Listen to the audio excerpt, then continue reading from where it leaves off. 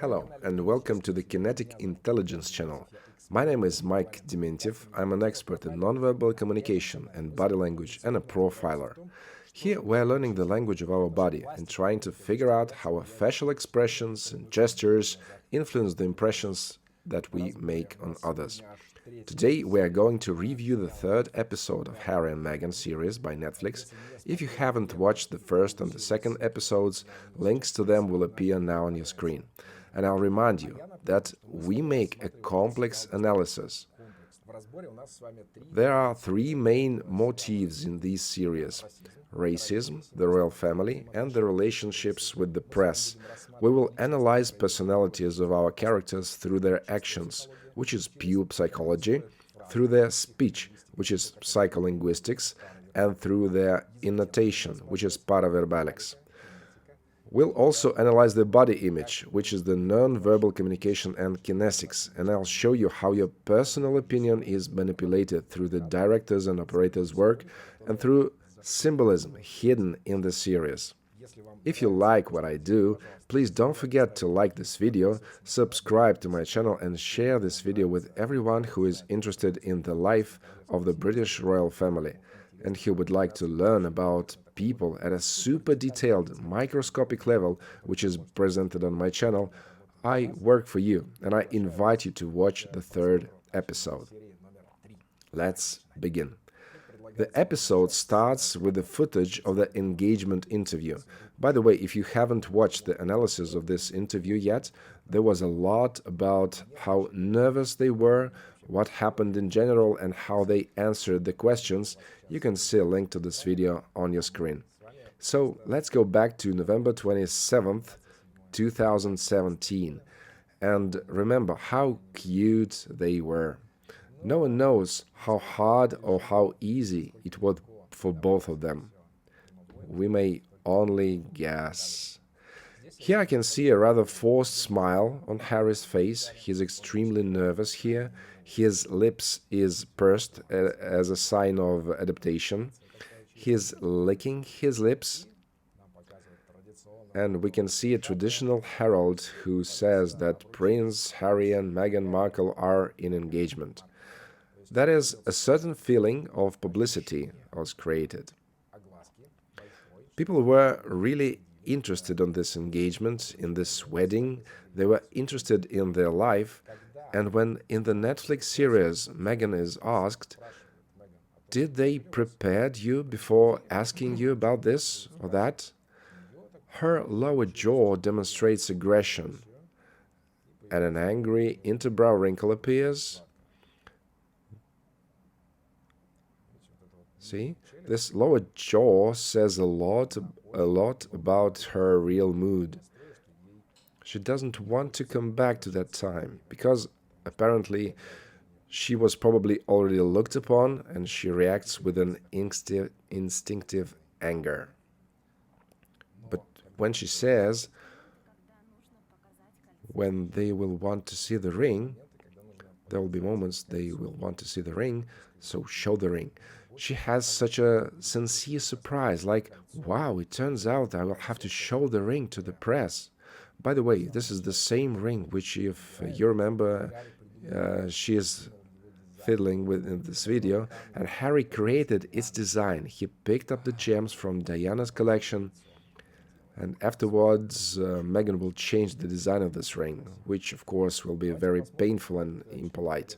Let's see how the members of the royal family react to the news about Harry's and Meghan marriage. There is a series of video fragments for you, and Charles says, "Yes, yes, of course," but we see the gesture like, "Take your time." It seems he's pushing us away. Camilla is the most sincere here. She is demonstrating joy. And of course, it's just a small fragment of video, but I can really see sincere joy. Although she probably doesn't really care about it. Let's see how Kate reacted on this news. It's very interesting. She says, "I'm absolutely thrilled. It's just exciting news." Let's see what happens with her body when she's saying it. There is some kind of rejection, kind of denial. Absolutely thrilled. I'm absolutely thrilled. How many viewers I have on this channel. Do you believe me? So, in general, the members of the royal family had an ambivalent reaction to the upcoming marriage, and the tabloids and souvenir production are flourishing. They show us that it was just a huge industry. And stays like this today. Look, there was another question in this engagement interview. Do you have the sense that the combination of your different backgrounds will represent something new to the royal family? Have you noticed it? When they mention this difference in origin, this union, Harry is making a very big effort to master himself. Like, I'm not going to tell any of our war secrets. He's just a nipper pipper boy. He could play well this role of a little guerrilla warrior, but he keeps something to himself here. And he is the only one who knows what it is. If you know what it is, write in the comments. I'll be glad to read your ideas. And look, what a cool phrase. We are a fantastic team, and we know what we are. And I hope that over time we will have as much impact for the things we care about as possible. What do we see here from this reaction? Meghan demonstrates anxiety. She wants to escape. Will we be able to have an impact on what we care? Of course, she's a fighter, but this moment she still doesn't even understand what she will have to face. Look at her knee. It's kind of dancing. Her shoulders are twitching. This is a so-called limbic escape from danger. When the person doesn't want to be here, doesn't want to listen or to be related, what is happening here, I want you to pay attention to the difference in their poses and body volumes, but the sizes. This is also pure kinesics. Look how poor and unhappy they seem to be here. Their silhouettes are collapsed. They take up little space despite the great occasion. And look at the relaxed poses, what they demonstrate after in the States. Here, no one has started to chase them, nothing bad is happening, but they have already shrunk like little turtles. Just look how the impression changes when you keep your posture, keep your back straight, when you allow yourself to open up, to take more space. Note how much place do you usually occupy and think, do you look like these guys or those guys? It's all about little nuances. If you're a person who has mastered kinetic intelligence, they certainly know and feel them. And the impression that we make on other people is totally different. See how Meghan formulates the phrase, we were not allowed to tell our story. They didn't want that. Here the monarchy is presented as a persecutor. We were not allowed to do anything. We couldn't do anything, couldn't go anywhere. Was that really the case? Was it really that much of dramatic? Harry supports her.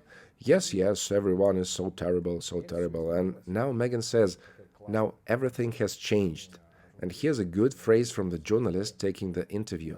I guess that's why we are here. That's why we are here. Look, they are nodding and stopping to speak simultaneously. This is really staged, and I'm sure about it. It was rehearsed before. Here we can see the Zygarnik effect in all its glory. Bluma Zygarnik was a great psychologist. Her experience has shown that incomplete actions have much more effect and are more memorable than complete ones. Did you feel it? Think about how you can use it. And let's go back to our traditional opening. We can see a lot of things happening here, but most importantly, after all these happy and joyful moments, like freedom, hooray, how great, there follows separation. Look, they are separated and Harry's kite falls down. A dream is lost. Can you see that? That is, we are being put on a roller coaster and giving a feeling that everything was just fine. And now there's separation and everything goes into darkness. Do you feel the hidden symbolism of this image? Does it affect you? Please let me know about it in the comments. 4 minutes were devoted to the cruelty of the colonial empire. They tell us about the hard life of black guys. I do not deny that such events really took place, but is presented in a way that imprints into the consciousness of those who are watching the series.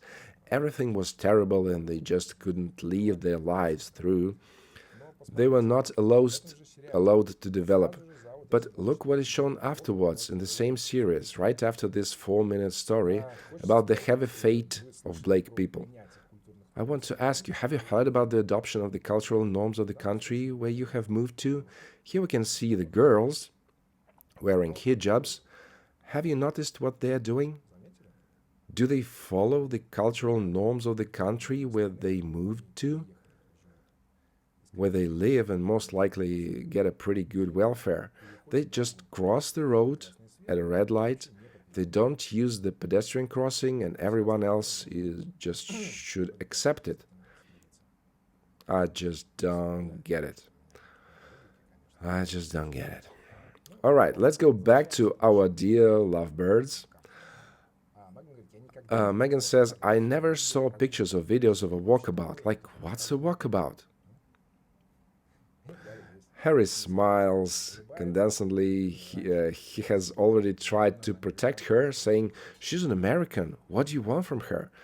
Naturally, she doesn't know how to curtsy. She doesn't know that one shouldn't hug people who are not close friends with them.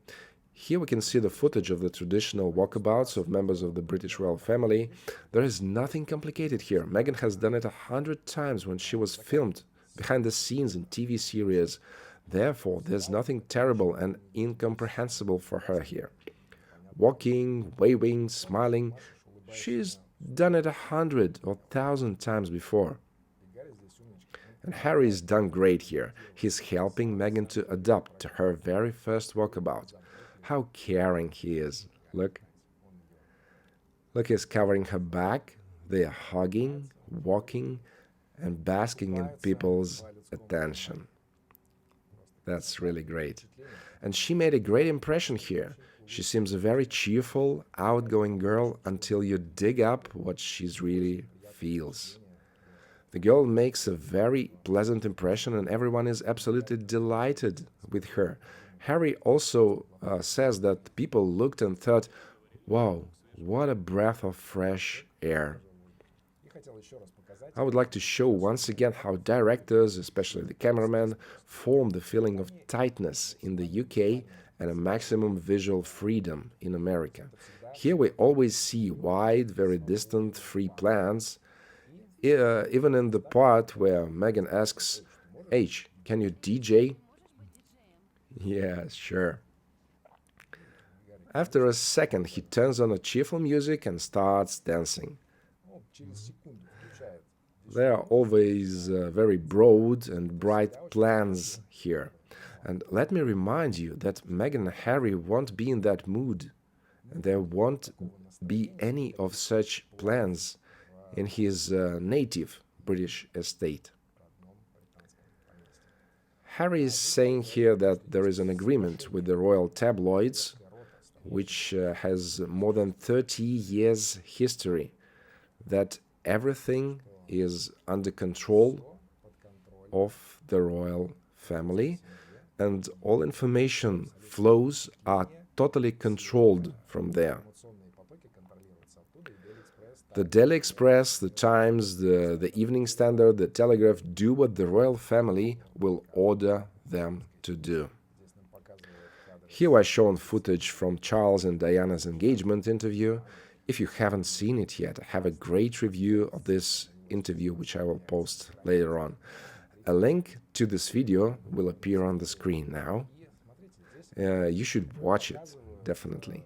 It will be nice to return to that time. Look again, when they show paparazzi footage, they use very old videos. Nobody dresses like that today. Nobody uses such cameras today. It helps to create kind of a creepy impression.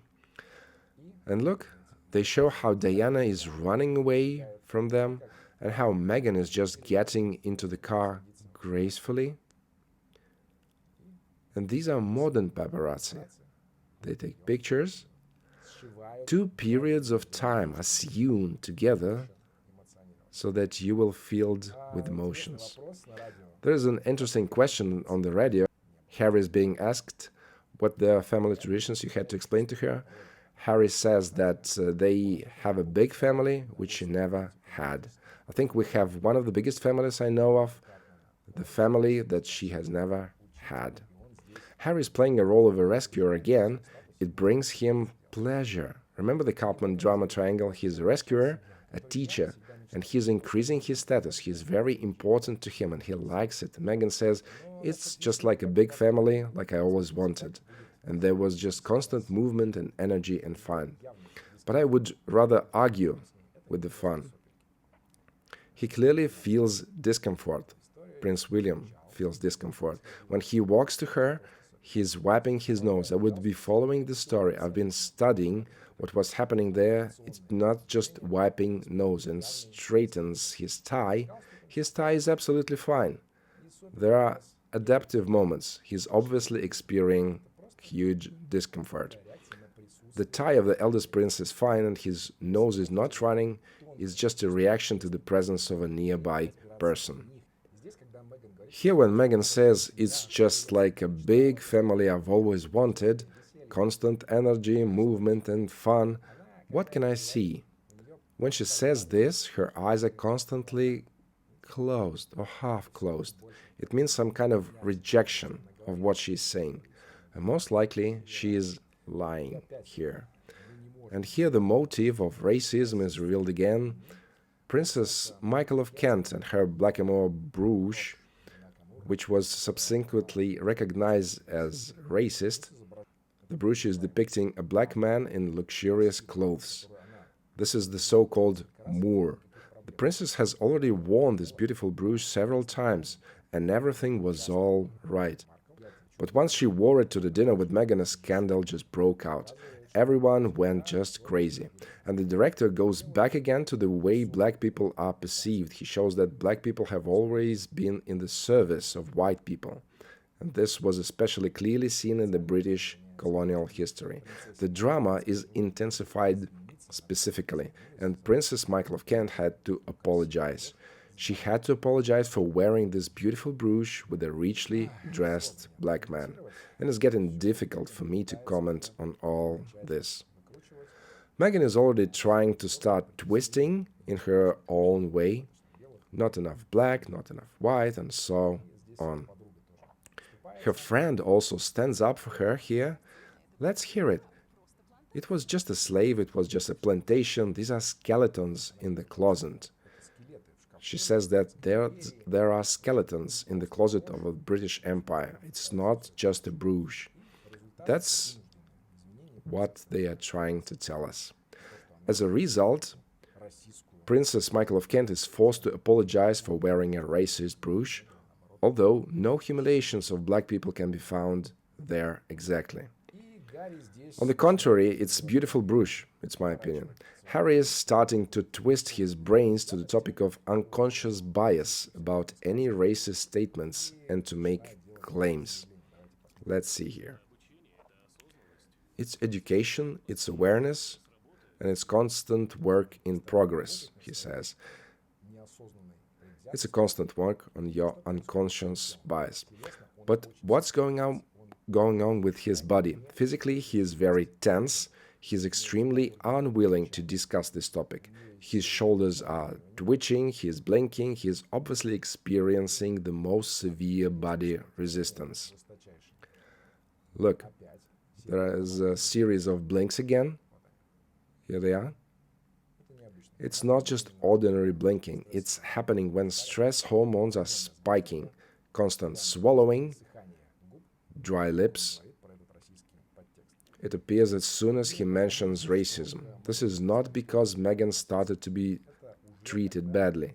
I think that back then they already started playing this racist card to make it easier for Harry to treat Meghan as a victim, and Meghan fueled her narcissistic nature and hysteroid radical by all this attention and articles. The truth is that she likes these articles. Afterwards, she will deny it like, oh no, they write so many bad things about me, but it brings her benefits. And here, he is closing his face with a fan of fingers and absolutely withdrawing into himself. Look, he's closing his face. Looks like a fan, isn't it? We often use our parts of our body as some kind of objects, manipulating them. And here we see one of the most striking examples. Look how it was. Did he use the same gestures among his fellow soldiers when he visited them? Look how wide and free his gestures are when he communicates in a safe environment, when Meghan is not there, when there are no special journalists. Although he actually grew up surrounded by journalists, look how free, easy, and wide these movements of his body are. This is exactly the body language that helps to better understand what is happening with a person and whether they feel good or bad. And now let's talk about the anthem. It's kind of cringe. Remember that story about the Kersey in the second series? Now we have another story about national anthem. Look, I needed to learn a lot, including the national anthem. Well, you can mock the anthem. How can you mock this anthem of the country which raised and nurtured your husband, who supports you and gives you really everything? Learning an anthem, that's what they came up with. And when she is asked, and how did you learn it? I googled it. An American, of course, needs to go straight right into Google. This is the best teacher, really, according to Meghan. And she doesn't believe herself. She's laughing at herself. See what's going on here. The story about the betrayal of her father hurts her a lot. When rumors about their engagement started to spread, the father started to sell his pictures to paparazzi, pretending to be studying something, preparing for the wedding, going to sew a new suit, learning about the Great Britain, looking at the pictures of Harry and Meghan. Really, how cute. It's clear that the pictures are all staged, that all this is fabricated by American media in order to attract more attention to this topic, to sell more advertisements. Meghan is saying, and he said, no, I have things to do. When she invited him to the wedding, look at her purely sincere reaction. She's closing herself in kind of a ring. She's closing herself, consoling. Here she is sitting in a usual manner, and here she is closing. Look how she is closing more and more. And instead, he was talking to TMZ. This is just an American tabloid. She's closing herself and feels perplexed. How it is presented to the viewer and to Harry. She had a father before this, and now she doesn't have a father. A very sad thing has happened. Well, actually, she has a father. He just won't come to the wedding, and that's all. One needs to work on their relationships instead of turning it into a hysterical drama. Here's Harry is blinking, as he often does in a row. This is just a strong stress reaction. His shoulders are twitching. We already know that Harry well enough to say that it's a sign of a transfer of guilt, that he needs to feel like a rescuer. I shouldered that. Because if Meg wasn't with me, her dad would still be her dad. Oh, come on, they divorced when she was a few years old. He didn't take any part in her life. But Harry needs to shoulder that to say, I'm the rescuer. I will protect the victim from the persecutor. And the brighter is the persecutor, the louder the victim cries. There is a higher in the rescuer's horse. Look how the emotion of regret turns into joy that fills you if you take Harry's place instead of thinking with your head. Well, how did you like this review? Please write in the comments, like this video, subscribe to the channel if you are not subscribed yet. We will meet again in the review of the 4th episode. See you soon. It was the Kinetic Intelligence and me, Mike Dementiev. Bye.